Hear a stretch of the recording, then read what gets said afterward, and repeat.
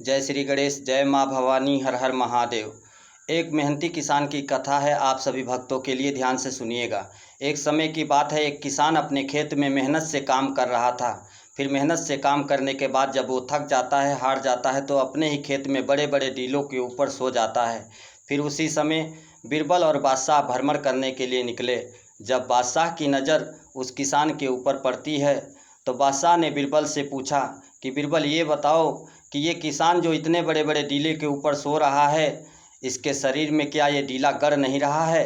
तो बीरबल ने कहा कि महाराज, समय के अनुसार राई का दाना भी गड़ता है। महाराज ने कहा कैसे?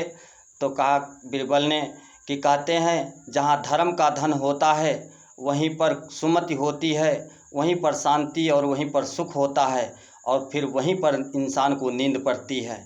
और जहाँ अधर्म होता है वहाँ पर कुमति होती है, और वहीं पर अशांति और वहीं पर विपत्ति होती है। जैसे कहा गया है कि जहाँ सुमति तहाँ संपत्ति नाना, और जहाँ कुमति वहाँ विपत्ति निधाना। आप यदि आपको विश्वास नहीं पड़ रहा है तो इस किसान को अपना औलाद बना करके अपने घर रख कर देखिए, फिर आपको पता चलेगा। बादशाह ने कहा मुझे विश्वास नहीं आ रहा है, इस किसान को हमारे घर बुला कर ले आओ, फिर मैं देखता हूँ।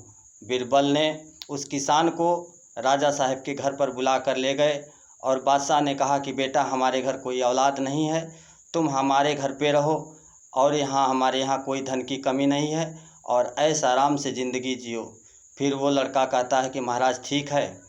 उसके बाद बीरबल एक दिन समय आने पर उस लड़के के लिए बिछौना लगाने जाते हैं, और उस बिछौने पर राई का दाना छींट देते हैं। फिर क्या हुआ कि जब वो लड़का रात में सो करके जब उठा सुबह, तो बहुत गुस्सा में राजा साहब के पास गया और राजा साहब से कहा कि ये आपका वजीर जो बीरबल है सही आदमी नहीं है, इसको आप नौकरी से निकाल दीजिए। राजा साहब ने कहा कि क्या हुआ बेटा?